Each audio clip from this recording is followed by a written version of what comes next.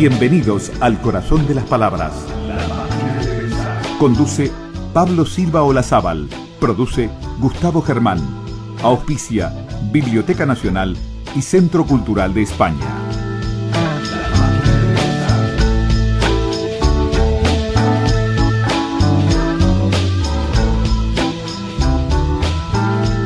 Estimados, ¿cómo están? Arrancamos aquí, La Máquina de Pensar. Arrancamos en Radio Uruguay. Otro día más. Estamos escuchando algunas charlas y conferencias que el año pasado pudimos ir guardando, atesorando. Estuvimos seleccionando muchas, la verdad que teníamos muchas. Y nada, los invito a escuchar esta charla de Ceferino Reato. Él es un periodista argentino muy conocido y su libro se llama Disposición Final, la confesión de Videla sobre los desaparecidos. Es un libro que armó bastante revuelo. Se trata, entre otros, de una entrevista a Jorge Rafael Videla, el dictador argentino, y esto ocurrió en la Feria del Libro. Estuvo presentado, obviamente, Ceferino Reato por otro periodista uruguayo muy conocido, Alfonso Leza, especializado también en temas militares. Los invito a escuchar la presentación que hiciera Alfonso Leza de este libro de Ceferino Reato.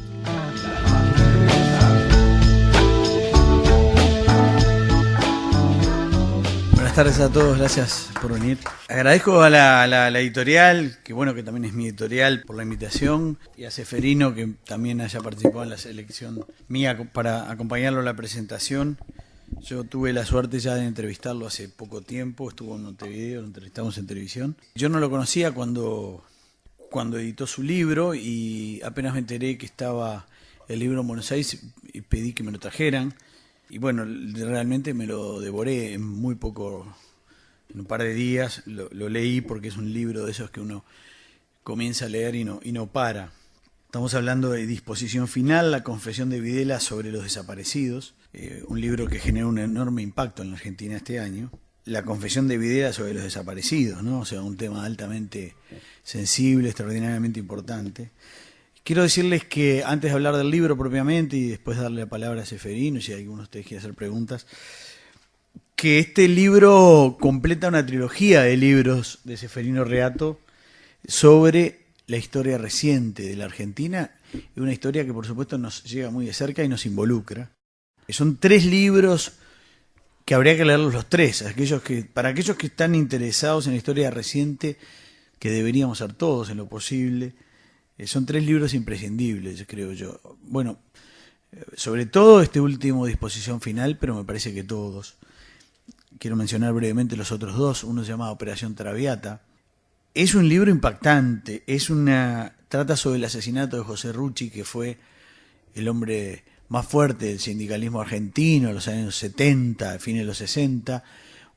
El hombre que manejaba la CGT.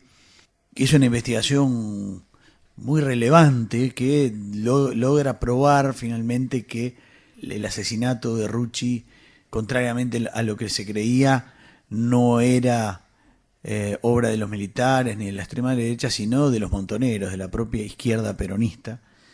El libro es también una visión descarnada de la interna peronista, ¿no? De lo que era la interna peronista en aquel momento. Y es una visión de un fenómeno extraordinariamente complejo que también nos ayuda a nosotros desde esta orilla a comprender un poco, a entender un poco más fenómenos como el peronismo, y que incluso tienen relación de algún modo con lo mismo que está ocurriendo hoy en Argentina, en ese fenómeno tan amplio y vasto, heterogéneo que es el peronismo. Es realmente un libro apasionante. El otro se llama Operación Primicia, que también es muy recomendable, que trata del de un ataque del grupo Montoneros a un cuartel en Formosa, que va a ser muy importante para todo lo que va a venir después en la Argentina, en la que muere mucha gente. Es un operativo que parece por momentos de película, parece de película, con secuestros, con el secuestro de un avión, en el que muere mucha gente. Y que bueno, también tiene una contraparte, porque muestra cómo, bueno, a veces se ve una parte de la historia y muchos años después son resarcidos económicamente los familiares de quienes participaron en el ataque, pero no los de aquellos que defendían el cuartel, muchos de los cuales eran simplemente conscriptos que estaban haciendo el servicio militar obligatorio, eran muy jovencitos, y que no fueron tenidos en cuenta. Y que además, lo dice Ceferino, paradójicamente algunos de los muertos eran también peronistas, lo cual nos habla también de la dificultad a veces de entender todo este fenómeno. Y llegamos a Disposición Final, el libro que está presentando hoy Ceferino acá en la feria. Yo digo, entre todos estos que he mencionado, me parece que es un libro absolutamente imprescindible para entender lo que ha pasado en la historia reciente. Un libro que tiene su origen, y lo que seguramente lo va a explicar Ceferino mucho mejor que yo, en el modo que los propios militares describían con gran frialdad cuál era el destino de los desaparecidos. Disposición Final, que tiene que ver con el lenguaje militar, por lo menos en la Argentina, y cómo se llama internamente en el ejército aquellas cosas que ya no van a tener uso. Era Disposición Final. Yo digo que es un libro estremecedor en ciertos aspectos, que tiene un eje en las 20 horas de entrevistas que estuvo Ceferino Reato con el teniente general Jorge Rafael Videla, el principal protagonista de la dictadura argentina, aunque no el único, que no es una entrevista cualquiera, sino es una serie de entrevistas que realizó Ceferino Reato en la cárcel donde está preso desde hace ya varios años, muchos años, Videla. Es un diálogo impactante, extremadamente ilustrativo y que es el eje del libro, pero el libro no solo refiere a eso.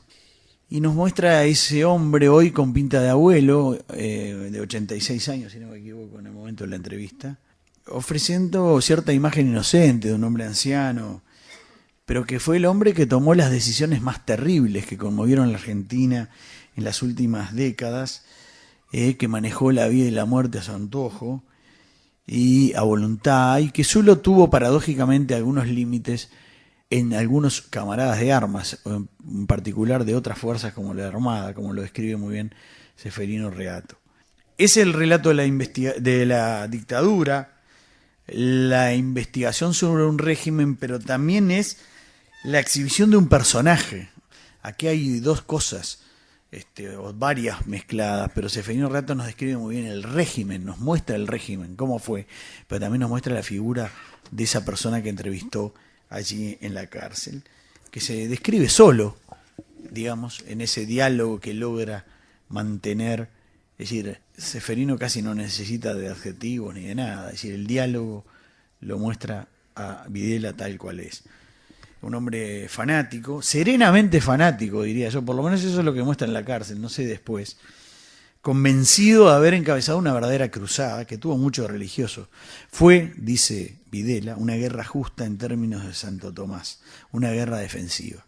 El libro no se queda, decía yo, en ese extraordinario diálogo con Videla, ya de por sí muy relevante, porque el libro ingresa en otras cosas, en lo más escabroso del régimen argentino, empezando por, como decíamos hoy, por el destino de los desaparecidos. Porque Videla confirma, y este fue uno de los impactos más grandes que tuvo el libro, sin ningún problema, parecería, y seguramente eso hablará también Ceferino, sin ningún tipo de remordimientos, que el régimen asesinó para hacer desaparecer a entre 7 u 8 mil personas. Esa es la cifra que le aporta, que parece aproximarse a la más seria. Hay un debate si fueron 8.000, 20.000, ya esta cifra es suficientemente terrible. Y él dice textualmente: pongamos que eran 7 u 8.000 las personas que debían morir para ganar la guerra contra la subversión. No podíamos fusilarlas, tampoco podíamos llevarlas a la justicia. Es decir, no solo informa qué fue lo que pasó, sino que explica por qué el régimen tomó esa decisión. Pero el libro, tomando siempre como eje la entrevista con Videla, ingresa en otros aspectos fundamentales de la propia dictadura, por ejemplo en la interna de la dictadura, y las duras luchas de poder que existían en esa interna de la dictadura. Se muestra que no era un régimen monolítico, sino que había una interna durísima, extraordinariamente dura, en particular, por ejemplo, entre el propio Videla y el comandante en jefe de la Armada, Emilio Macera, el almirante Macera, que manejaba la Escuela de Mecánica de la Armada, un centro de detención clandestina por donde pasaron miles de personas. Un Macera que, sí, en fin, probablemente muchos lo sepan, pero que tenía ambiciones políticas propias y soñaba en ser una especie de Perón, de nuevo Perón. Y el libro muestra cómo esas apetencias personales, expresadas en buena medida en lo que ocurría en la ESMA, en contactos con montoneros, usando algunos montoneros bajo la amenaza de morir para fines propios, para tareas de inteligencia. Después hubo contactos con el liderazgo montonero en Europa, y el liderazgo montonero transaba con Macera mientras eran masacrados muchos militantes montoneros en la ESMA. Vemos a través del libro cómo ese proyecto político personal, por ejemplo, se proyecta a todo el régimen y contamina al régimen. Yo tuve oportunidad de visitar la ESMA hace unos 3 años, cuando todavía no estaba habilitada al público. Tuve la posibilidad de visitarla para un informe que hicimos para la televisión, esa cosa solitaria, gigantesca, y realmente fue una experiencia estremecedora, ¿no? Sobrecogedora, diría yo. Es difícil de transferir lo que uno vive allí. El libro muestra cómo se usa y se abusa salvajemente, diría yo, del poder absoluto, de la vida y de la muerte, en esa guerra desmesurada, se puede decir, y criminal contra lo que se consideraba subversión. Y cómo se abusa, repito, de proyectos personales, estrictamente personales, para llevarlos al conjunto del Estado. En uno de los capítulos, por ejemplo, nos muestra cómo Ceferino, en este libro, cómo esa dura interna se proyecta, por ejemplo, al Mundial de 1978. Él habla, creo que la menciona como una interna feroz, durante la organización de ese campeonato, a la que obviamente la dictadura quiso sacar rédito, dividendos. O más grave aún, el uso político que se pretendió dar al conflicto del Beagle, un enfrentamiento histórico con Chile, llevando a esa situación a un extremo que colocó a la Argentina a milímetros de una guerra que hubiera sido terrible con Chile, que también estaba viviendo una dictadura. Yo creo que es muy relevante la decisión de Ceferino de interpelar a un protagonista de la historia para conocer directamente su pensamiento.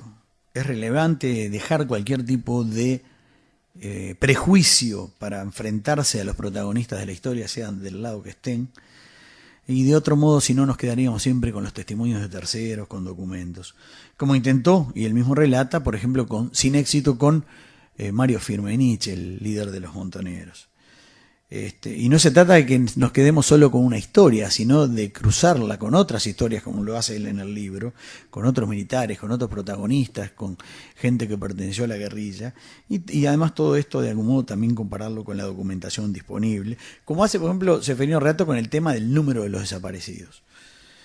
Y yo digo que el libro es un elemento clave para entender la dictadura, pero también nos ayuda a comprender el proceso previo por el cual la Argentina cayó en la dictadura. Ese proceso también duro, doloroso, con aquel impresionante deterioro del gobierno del general Perón y en particular de su esposa Isabelita, y la influencia que tuvo en aquel periodo aquel funesto personaje López Rega, que ayuda a construir desde el propio Estado peronista la AAA, la Alianza Anticomunista Argentina, que va a ser uno de los elementos que va a empezar con todo aquello de los desaparecidos, el combate ilegal, paradójicamente también a gente del propio peronismo, a los montoneros, porque el libro también muestra no solo la crudeza de la dictadura, sino también la crudeza y la violencia con la que en algunos momentos actuó la propia guerrilla, el ERP y los montoneros,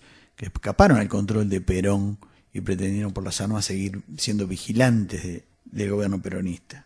Yo creo que este libro nos ayuda a comprender un poco más ese fenómeno tan heterogéneo del peronismo, decía yo, que albergaba al mismo tiempo a los montoneros y a la AAA, a la izquierda armada, muchas veces extremista, y a la sangrienta extrema derecha. Y nos recuerda a Reato cómo fue la propia Isabel Perón, que firmó en 1975, un año antes del golpe de Estado, los decretos que encomendaron a las Fuerzas Armadas las tareas que fueran, esto es textual, las tareas que fueran necesarias a efectos de neutralizar o aniquilar a la guerrilla, fundamentalmente la del ERP que actuaba en Tucumán. Quiere decir que la orden de aniquilar viene ya firmada de puño y letra por Isabelita Perón. Y este libro quizás nos ayuda un poco también a comprender, aunque es un tema muy complejo de comprender, por qué desde distintas visiones se alegraron en lo inmediato por el golpe de Estado fuerzas o sectores tan difíciles como la guerrilla, los empresarios, sectores de la iglesia, del Partido Radical y el apoyo que tuvo al comienzo del Partido Comunista y el gobierno de Videla. O nos recuerda otros hechos que tienen que ver con la actualidad o que se cruzan, como el actual canciller argentino Héctor Timerman dirigía el diario de La Tarde, que fue creado nada más que para apoyar el golpe de Estado. Lo dice Videla textualmente: Jacobo Timerman era un amigo. Como dueño de la opinión había colaborado con la NUCE, lo dice el textual, y siguió colaborando con nosotros. ¿Y de qué forma? Colaboraban padre e hijo, el hijo con La Tarde. Hay que ver cómo eran las tapas de La Opinión y La Tarde, cómo nos apoyaban. Es decir, este libro nos abre muchos campos para pensar, para analizar, para ver. Y yo repito, antes de darle la palabra a nuestro invitado, a Ceferino Reato, que es quien es que realmente presenta el libro hoy, me parece a mí que esta disposición final, la confesión de Videla sobre los desaparecidos, es, a veces se usa mucho este término, pero yo creo que es realmente imprescindible para entender un periodo en la Argentina que también tuvo su correlato aquí en el Uruguay. Me dan ganas de seguir hablando, pero prefiero escuchar al autor. En el aire de Radio Uruguay, La Máquina de Pensar.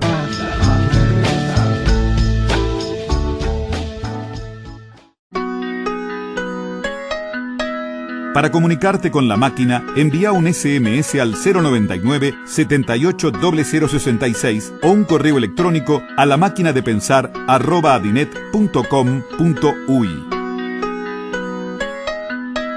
Si querés volver a escuchar charlas, entrevistas o columnas, ingresa a piensamáquina.blogspot.com y bienvenido al corazón de las palabras.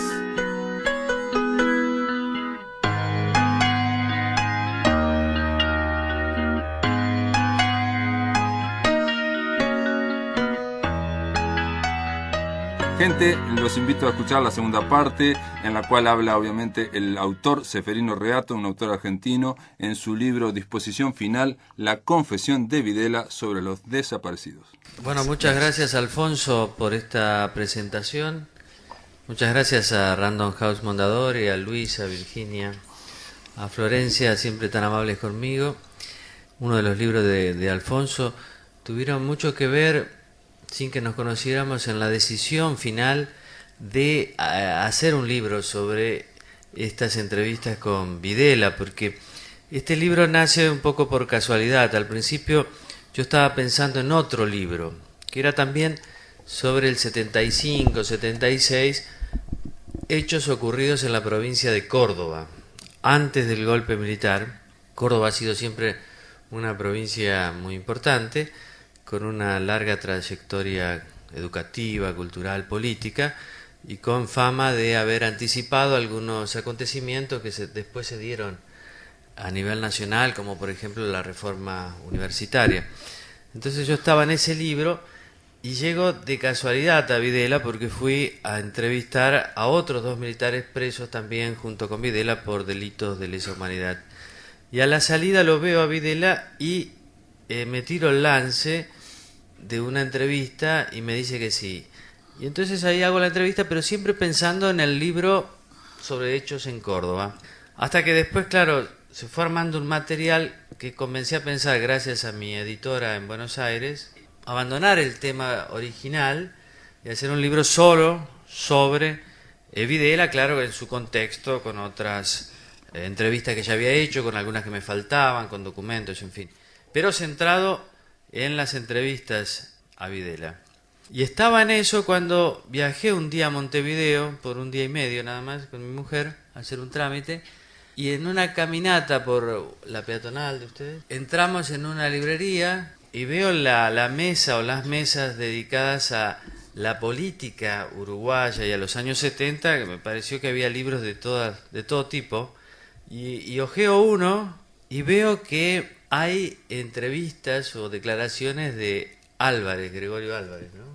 Y ahí es cuando me doy cuenta que cómo puede ser, si en Uruguay hacen un libro con un protagonista como Álvarez, como yo no iba a hacer un libro con un protagonista como Videla, porque estaba todavía aferrado a lo que nosotros llamamos un paradigma de lo políticamente correcto, es decir, de lo que se podía escribir, más que eso, a quienes se podía consultar sobre los 70, un paradigma que nos aprisiona en Argentina todavía y que yo creo que ustedes están mucho más libres de eso, por lo menos los libros de Alfonso además el prólogo de Caetano en Estado de Guerra, me impresionan mucho cómo dicen las cosas como ocurrieron sin tanto subterfugio. Nosotros a veces, para protegernos del qué dirán las organizaciones de derechos humanos, el gobierno, algunos periodistas, tratamos de encontrar una vía más indirecta. Bueno, y así fue surgiendo el libro, y así tomé la decisión de hacer el libro basado en estos dichos de Videla. Entonces, ha tenido mucha importancia Montevideo y Alfonso, aunque no lo supiera, sobre esta determinación. Decisión que, repito, no fue nada fácil. Lo segundo que quería decir era, parafraseando a Todorov en una reciente columna en el diario El País, él dice que es hora de que los periodistas, historiadores, entrevisten también y sobre todo a los dictadores. Creo que es un gran acierto esa reflexión. Un periodista tiene que entrevistar a todos los protagonistas de un hecho, más allá de lo que él piense, y pensando siempre en servir al público. El público demanda información, escrita de una manera ágil, que sea entretenida, y uno tiene que servir al público, más allá de lo que uno piense sobre la persona que está entrevistando. Es como ir a cubrir un accidente de tránsito. No vamos a entrevistar a cualquiera, pero sí sobre todo a quien conducía el auto, quién estuvo herido, quién lo miró, quién fue testigo.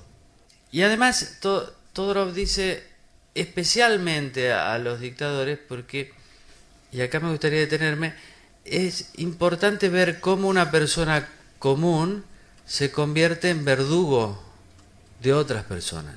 Y me detengo acá porque hoy en una entrevista con la radio pública se me ocurrió, porque los libros un poco se van completando con las exposiciones, pensar que eso era importante para un argentino, porque uno de nuestros problemas es la falta de instituciones. Instituciones son reglas, normas, ¿no?, que organizan la vida comunitaria y que frenan las pasiones de las personas, partiendo del presupuesto de que las personas son falibles y pueden cometer errores, y que cuando toman o tienen el poder de tomar decisiones públicas hay que tratar de acotar esos márgenes de error. Entonces, creyendo en la deliberación, creyendo en la participación de otras personas, crean estas instituciones, ¿no? El Congreso es una institución de la democracia, de la república. Nosotros en Argentina tenemos poca tradición republicana en el sentido de las instituciones, mucha tradición democrática en el sentido de la participación y la valorización de los sectores populares, especialmente a partir del radicalismo primero y sobre todo del peronismo. Pero nos falta esa tradición republicana. Y me parece que el caso de Videla muestra una persona común que hace una trayectoria en una institución y llega a ser el comandante en jefe y el presidente, representando a esa institución que, por una serie de factores, había alcanzado su máximo grado de poder en un país donde el ejército y las Fuerzas Armadas, desde 1930, venían cumpliendo un rol político protagónico, al punto que se hablaba de partido militar. Es decir, las Fuerzas Armadas representaban a sectores políticos. Y Videla, haciendo todo lo que hace un militar, digamos, desarrolla una carrera y se convierte en el comandante y en el presidente. Y, como es una dictadura, llega a tener un poder extraordinario, pero con el visto bueno de vastos sectores argentinos, y eso es lo que todavía no asumimos, pero cada vez lo asumimos más, que él es un producto argentino, tanto Videla como la dictadura. Y es un producto de esa confianza que nosotros tenemos en personas providenciales que con una jugada mágica arreglen el país. Que es lo que él dice también. Dimos el golpe no tanto por la lucha contra las guerrillas, sino para refundar la sociedad, para terminar con los males que según el consenso mayoritario de aquella época, impedían que la Argentina fuera lo que la Argentina debía ser. Por ejemplo, el populismo en su versión peronista, el excesivo poder de los sindicatos, el capitalismo prebendario, la cultura infiltrada por la izquierda, en fin, grandes males que según Videla, pero también según los sectores que lo respaldaban, en los que incluyo sectores populares y medios, como corresponde, eran los causantes del mal. Y entonces esa confianza en una persona providencial, más allá de las instituciones, más allá de las reglas, pensando que una jugada, digamos, a lo Maradona o a lo Messi, podía devolvernos al sitial del primer mundo que nosotros merecemos por una cuestión de recursos naturales y humanos. Entonces, eso es importante, me parece, para comprender el carácter de por qué hay que entrevistar a estas personas que han tenido tanta relevancia en la vida pública y dejar un poco esa idea de convertir a estas personas en chivos expiatorios que siempre obstaculizan la visión de los verdaderos problemas. Entonces, el problema, Videla nos muestra qué grave error es no tener instituciones, ni tener respeto a las instituciones y pensar en esas jugadas providenciales. Además, ilustra una característica nuestra, que es que los regímenes políticos se comienzan a deteriorarse abruptamente una vez que logran el máximo de su poder, que para él, me parece con corrección, fue cuando Argentina gana el Mundial de Fútbol. Por varias razones, ¿no? Porque las guerrillas ya estaban liquidadas, porque si bien había inflación no había tanta como antes, porque además el triunfo en el Mundial le dio a la dictadura un consenso popular enorme. En fin, ese era el momento de abrir hacia una salida condicionada de la democracia. En cambio, ellos, en vez de eso, se pelean dramáticamente y se termina la dictadura, y termina, como todos sabemos, mal. Pero eso no ha sido solo la historia de Videla, sino de otros gobiernos.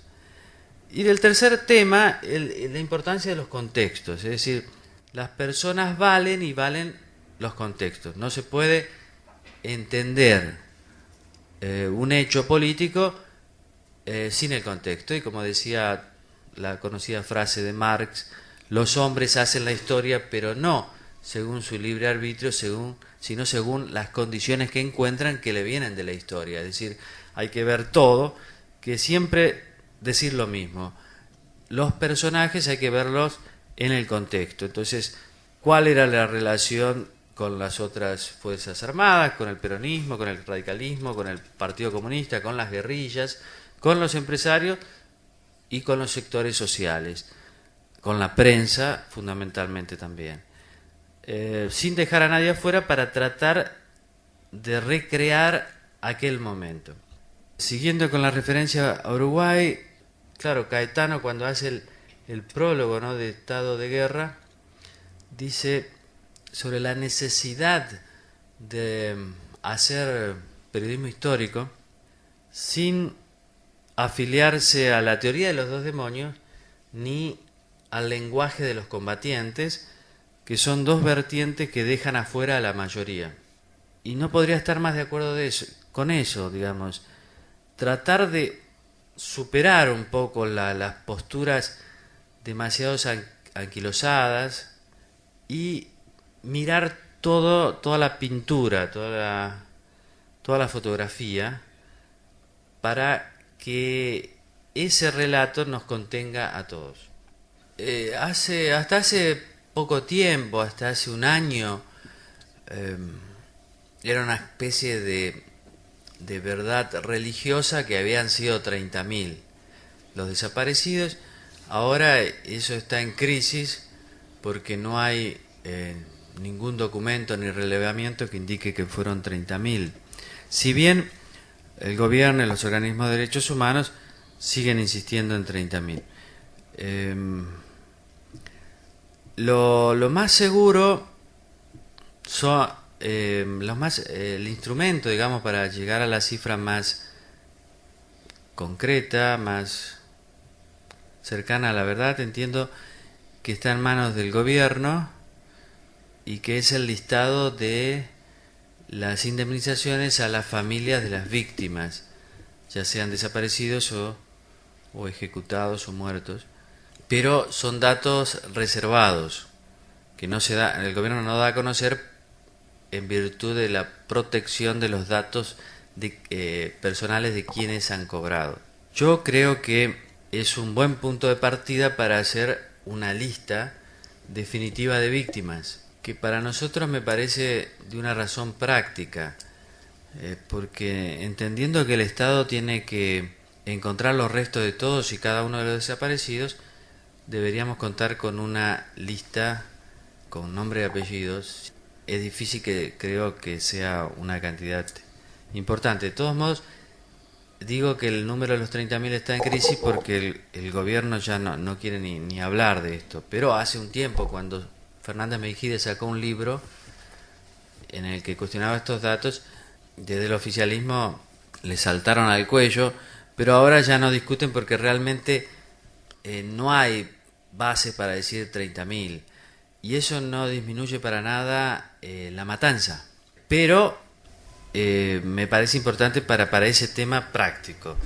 La matanza de lo que sería el número más correcto, yo creo, entre 6.000 y 9.000, es una cuestión impresionante la cifra, ¿no? Y es una gran matanza. Pero el tema de los 30.000 es una bandera, en mi opinión. Y me parece que para llegar a la verdad hay que hacer un esfuerzo de todos lados. Estimados, estamos escuchando la charla de Ceferino Reato. Después de la pausa los invito a escuchar la parte final de esta presentación. En el aire de Radio Uruguay, La Máquina de Pensar. Escuchar la última parte de la presentación que tuviera lugar ahí en la Feria del Libro el año pasado en el hall de la Intendencia de Montevideo. Se trata del libro Disposición Final, la confesión de Videla, y su autor, obviamente el que está conversando con nosotros, es Ceferino Reato. El caso argentino tiene algunas particularidades. O sea, los dictadores en nuestro país llegan tarde a lo que diríamos el diseño norteamericano contra gobiernos populares. Videla y compañía tienen la mala suerte de que en el 76 Estados Unidos estaba cambiando, ¿no? Había elecciones en noviembre que fueron ganadas por Carter y cambia el gobierno, los conservadores se van, vienen los demócratas, con una bandera clara de la defensa de los derechos humanos, pensada como un ariete contra Unión Soviética y sus satélites, pero que pegaba de lleno a los aliados de las dictaduras en el Cono Sur.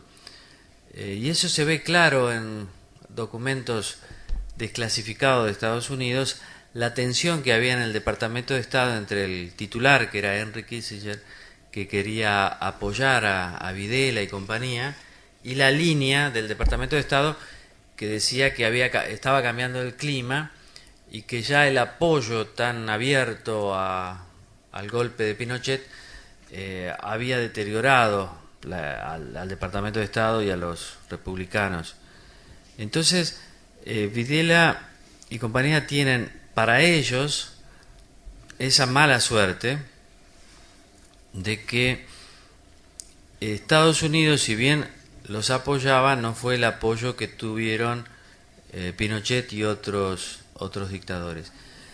Y la paradoja que se da con Argentina, que siempre es un fenómeno dificilísimo de entender hasta para nosotros, por la incidencia del peronismo básicamente, es que la dictadura, que era católica, nacionalista, anticomunista, recibe en el plano internacional el apoyo de la Unión Soviética.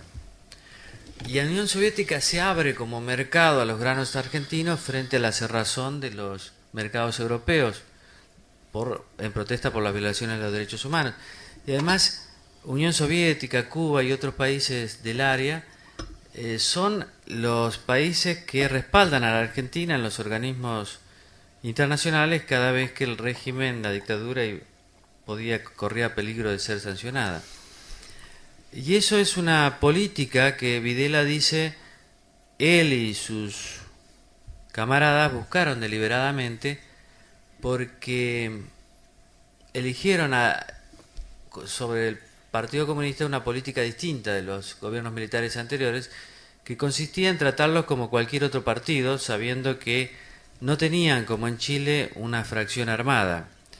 Y lo curioso es que el Partido Comunista emite una declaración apoyando a Videla, a Viola y a los generales que ellos consideraban, y mucha gente lo consideraba como las palomas o los moderados. Y también en esa declaración hablan de que la salvación argentina venía a través de un gobierno cívico-militar.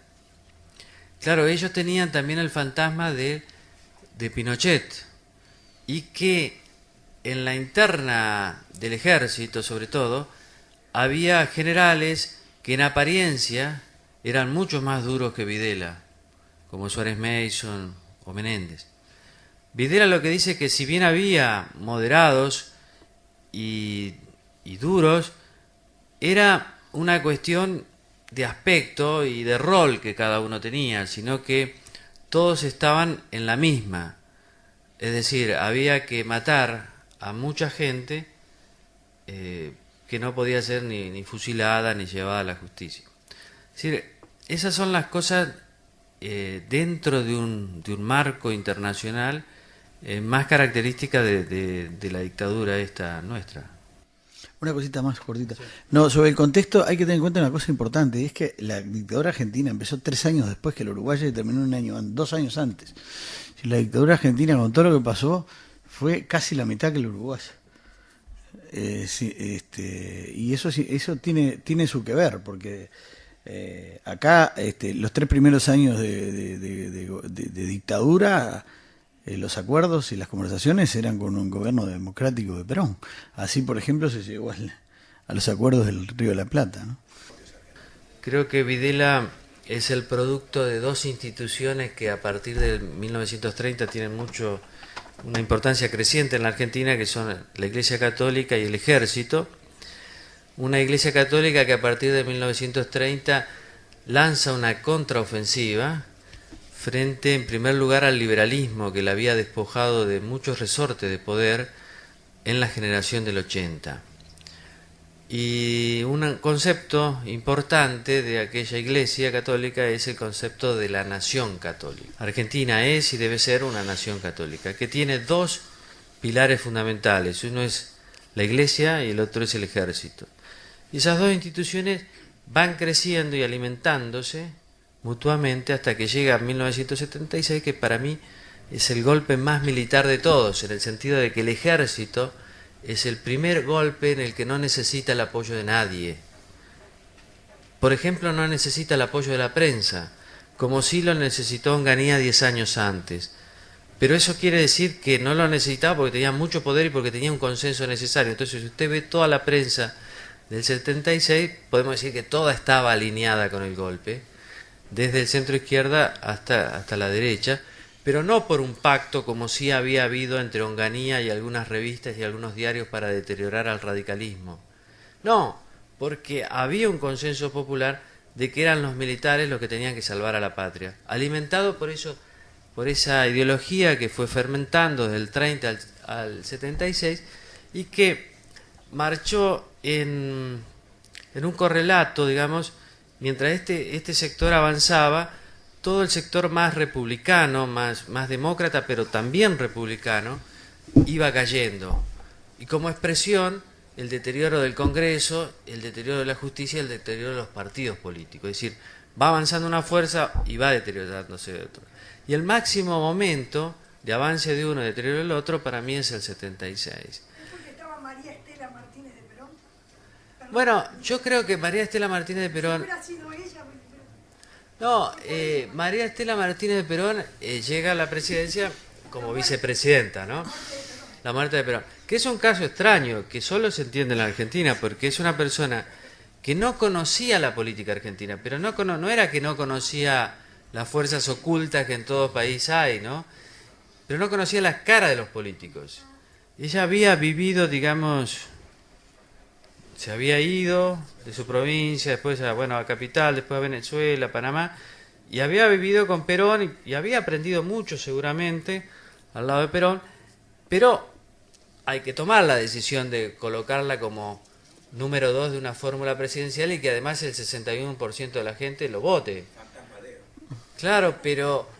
Y además con López Rega, y sabiendo que era una señora muy vulnerable no a cuestiones ideológicas, sino a cuestiones de espiritismo y demás, cosas que hacen a una persona muy vulnerable. Entonces, claro, Isabelita también es otro producto nuestro, pero diría en Videla, que es el producto, digamos, que más antipático nos cae.